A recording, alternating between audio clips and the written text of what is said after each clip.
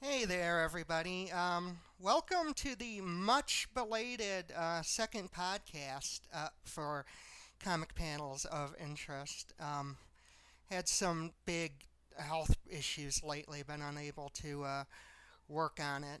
Um, I also have not had the opportunity to see any of the recent popular comic book films, so don't expect this to be the Captain Marvel review or anything. That will come in the future, but in general, I think it's good to hold off on those until they've been out for a while. That way, it's not just the first impression, the still geeked on all the special effects, and not considering the implications of the plot and everything going on, which has been a big problem with Captain Marvel reviews in the first place. Is we're That's the whole thing. What I did want to talk about, though, is there's been some controversy going on with a book coming out of DC lately. And I think you may have heard of Female Furies.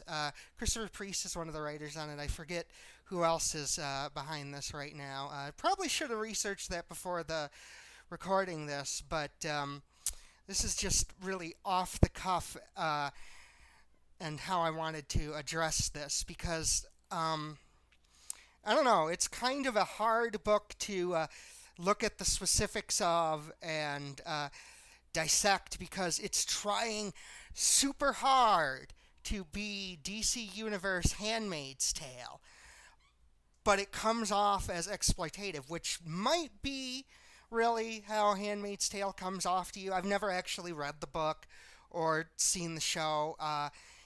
It doesn't really appeal to me with the particular kinds of feminism. As people have said, this is white women worrying about what it would be like to be treated like women of color. And as a Latina woman, yeah, I can see that.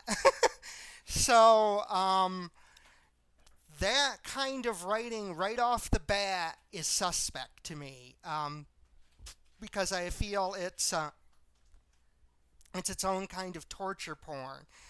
And that is really what Female Furies is doing. It's very difficult to read. There are there's no likable characters, maybe orally, kinda. And I don't want to necessarily spoil everything for you if you haven't read it yet, but let's just be clear right now that there will be some spoiler esque stuff here. I also don't want to go into specific details, mainly because this stuff is really triggering if you have PTSD associated with sexual assault or domestic abuse. And so, I know some people are like, oh, but trigger warnings don't exist in real life. Well, actually, they usually do as content warnings, and I'm a little shocked that DC hasn't done like Marvel has in the past and put a label on it that this contains shocking content, that this contains stuff that you'll want to be prepared for. And, that's just a content warning is just a good way to let people know that, hey, be ready for this. Because I can read stories about rape and assault, definitely. But if I don't know that's what your story is going to be about, it can be difficult for me to be engaged with it. And it can cause dissociation or even a panic attack. And a lot of people feel that way about, sexual violence and physical violence like that. So, it's just a rating to say that, hey, this thing is probably gonna happen. It's just courtesy, I think. That's the best way to use content warnings. Female Furies, I don't think did a good job of that. In general, it's a crapsack world. It's the art's okay. It's serviceable. I'm not a big art person, so I can't come in here and tell you all the ways in which it's good or bad. The consensus I've heard from people that are more art oriented is it's pretty ugly, and I can see where they're coming from, but it's not something that turns me off. The storytelling really turns me off, and I feel the people behind it are quite talented in general, but this is just not a fun story to read. Big Barda comes across as a total asshole who doesn't care about anybody's well-being. Granny Goodness is almost treated like the closest thing to a good good guy protagonist, besides Orly, who definitely with the second issue is the protagonist of that issue. But Granny Goodness is portrayed as wanting revenge against the misogyny of Apocalypse, which I kind of liked at first, but they aren't doing a good job, I think, of nuance with Granny's role, Goodness's role in it, and I think instead it comes across as confusing how you should feel about her, because definitely by the end of issue 2, she's not a good guy by any stretch of the imagination, and I'm having a hard time even being supportive of her revenge against Darkseid. And this is one of those kind of crapsack worlds of darkness-induced audience apathy, as we talked about back when TV Tropes was big, where the darkness makes it difficult to root for anybody, and I don't care if what happens to any of these characters. With the exception of Orly right now, I think that she's still likable, but it's I don't know. I was all gung-ho for her killing the guy in the first issue, getting a sense of revenge, but then all she did is get more and more abuse in the next issue, and we're how many years after Gail Simone created Women's in Refrigerators? Granted, we aren't dealing with a situation where a woman's trauma or death is the result is because we're advancing the character development of a male character, but instead what we're doing is we're watching them suffer as the story itself, as if that were the goal, to make us interested in watching her be abused. And that's questionable. That goes back to the long-standing issue with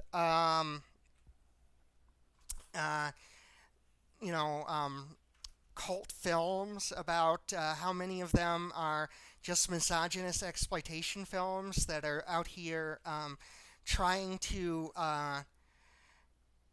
really more or less titillate people with rape stories and then try and justify it with revenge at the end.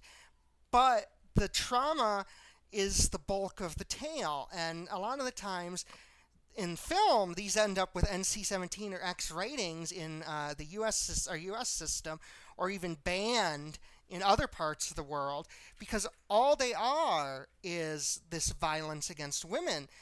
And the thing is research shows this the human brain doesn't necessarily interpret these as the way that maybe the writers intended. They take it away as justifying violence against women. And I feel like this is another one of those stories where the male readership is going to be to look at this and identify with the male apocalyptians and get titillated and enjoy seeing these women get physically harmed, slapped around, punched, beat up, raped, because rape happens. It does not happen on panel, because there is no way that DC wants to do that when the Batawang was as big of an issue as it was with Batman the Damned.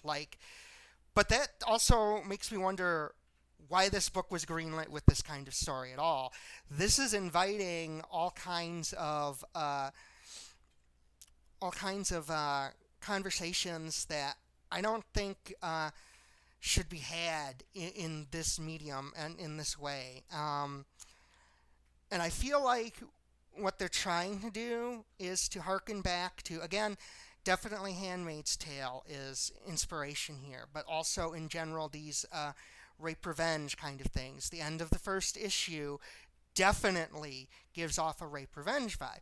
And I actually expected that the way the story was going following that would be, okay, we've seen the abuse of Orly and the other female Furies, so now we get to see the revenge, and that is not what happens.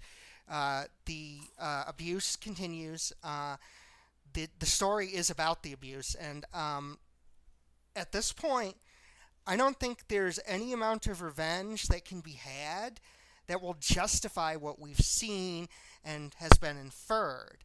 Again, we don't see the rape on panel, but it's blatantly obvious and referred to.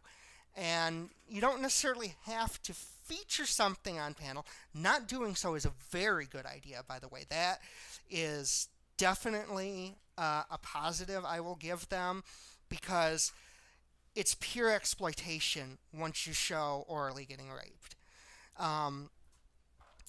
But what they do by hinting at it, obviously, and showing the dramatic results of it is a type of titillating porn in itself. It's this this attraction, this entertainment to seeing harm done to women. And this doesn't just appeal to a male audience either. This appeals to women too.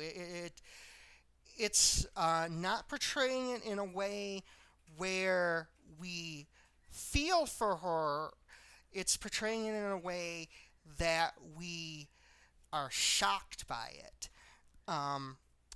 Orly's emotions don't factor into this. In fact, all the characters of this are incredibly flat, incredibly stereotypical. It's very annoying. I'm not a big continuity person. I think you can throw continuity out and be fine with it. I thought for a long time that DC should just commit to hyper time, full speed ahead, and just, any writer comes in and they can ignore the previous writer's work if they want to, or can iterate on that, whatever feels good, because these characters are long-standing, they're archetypes, and there's a limit to what we can do from a continuity standpoint if we're being serious on continuity. Problem is, I can understand also why people are upset with going against continuity here, because everybody is acting very out of character. They're justifying Granny Goodness's abusive behavior and just her entire attitude in a way that's never been done before and conflicts with what we've been taught about her in the past. There's just no nuance to any character at all, especially the male characters. It makes no sense for Darkseid to be this nihilistic misogynist. He's a nihilist, of course, but it's been well established in the past that as long as he can use someone, he doesn't care about anything else. So the story using Darkseid in that role doesn't make sense. And this series doesn't go out of its way to establish it's an alternate universe. Granted, this will be done away with. This is not going to affect canon. There is no way in hell this story is going to have any big effect other than maybe being a joke comment in the future. This is not in any way one of the stories that DC is going to hang their hat on, and I guarantee it because there is controversy. It's not being talked about hugely, but the spaces that are talking about it are pretty vocal about it. and it's not selling well. It's definitely not something that they're featuring. You know, this has happened a lot with DC lately. This entire decade has been very bad for DC and understanding their audience. This is definitely one of those mistakes, and I'm not sure necessarily what they can do here. Like, I guess it's going to finish. It's probably going to be to complete its run. It might get cut down. I'm hoping it gets cut down, um, because it doesn't need to be that long, anyways. With the story they're telling, this last issue did nothing to establish any of the universe. It's just an abuse scene after abuse scene. The story is paper thin, and this is not something that will excite even the audience that is giving you the benefit of the doubt, which was me. Um, this is not something that looks good for characters that they probably would like to feature, like Big Barda. She's treated as a total bitch, really, and an abusive one of the guys types who, and the way she treats Orly is really affects the way I feel about Big Barda, who is a character that, even though I'm not as well versed in DC, especially the Fourth World stuff, as I am with Marvel, Big Barda is a character I've always had positive feelings for. And now I have very negative thoughts if this is in any way representative of how she's going to be portrayed in the future. We're getting like this alternate version of Scott Free, who's pretty much just a cameo. I really expected him to have more of a role, but I'm not entirely sure where they're going with this story at this point.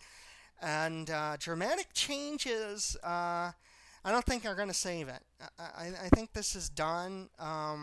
Honestly, canceling it outright would probably be a good thing. I don't know. I'm really unimpressed. I'm really unhappy with it. I'm very unhappy that DC looked at this and said, yes, let's release this. And granted, I know the editors are busy and stuff slips through the cracks. That happens. So I'm not going to hold anyone accountable for it. This is a mistake. It's not a huge deal. There's been far worse. This isn't even a big event thing like Identity Crisis where being critiqued makes more sense. This is a very small book that was barely advertised and may have been pretty much abandoned to begin with. They're just putting it out there because of contract requirements. So we'll see how that goes, but I don't know. This is not the kind of stuff I want to see in mainstream comics. It's really not what I want to see in indie comics either. I don't want to see. I think media like this is representative of a bygone era, and I think moving away from it is a good idea. I do want to see a new Fourth World series. I do want to have the opportunity to really get into these characters, because I haven't yet, and they've always interested me. But even the issues with Tom King's Mr. Miracle being delayed kept me from getting super into Jack Kirby's Fourth World stuff or any of it. I mostly know these characters from Final Crisis. So this does not do a good job of selling these characters. In comparison, Wonder Comics, I've enjoyed every single book from Wonder Comics that has come out so far. Naomi is really cute. I think this is Bendis this is how Bendis should be writing. Wonder Twins is hilarious. I'm really interested in getting my hands on Dial H for Hero in the next few days. I'm totally with Wonder Comics. This other stuff, and some of which might have been going into Black Label, but isn't anymore.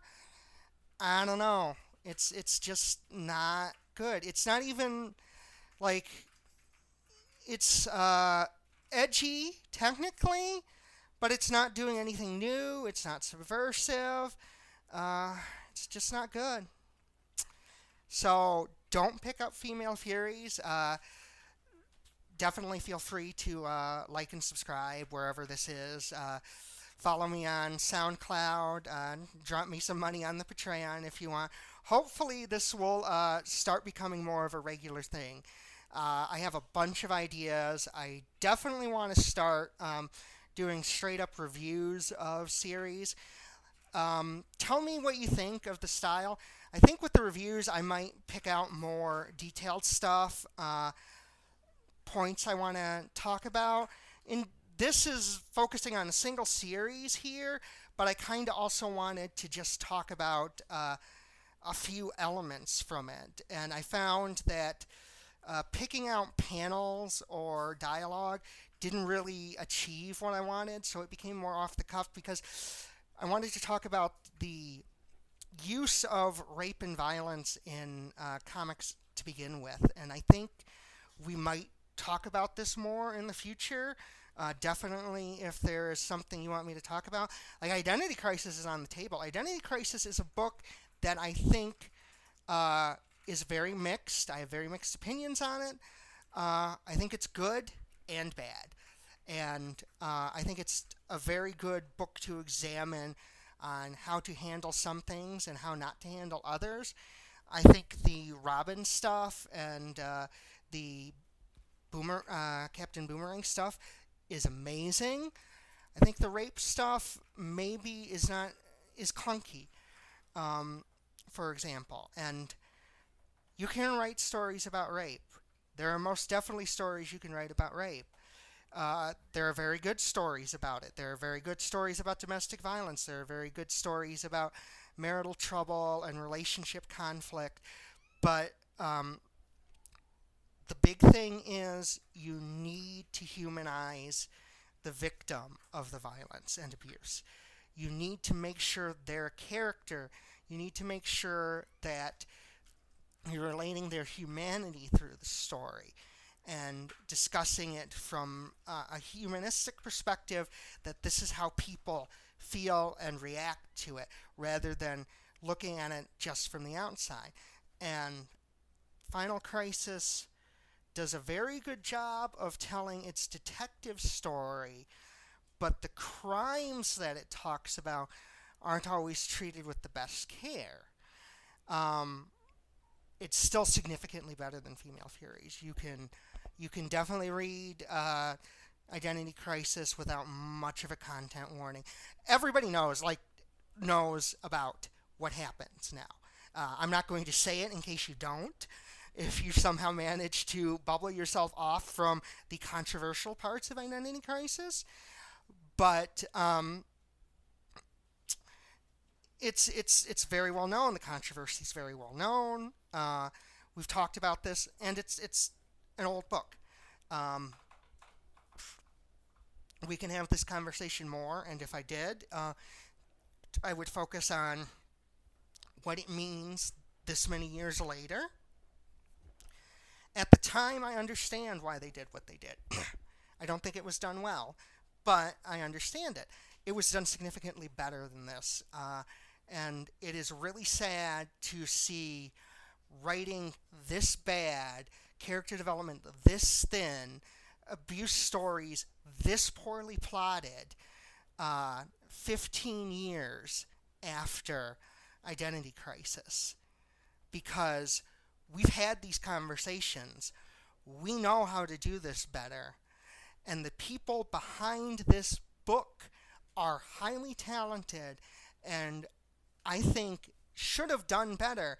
And I don't know what happened to result in the mess that we've ended up with, but I'm not happy with it. And I'm curious to learn about any behind-the-scenes drama involved.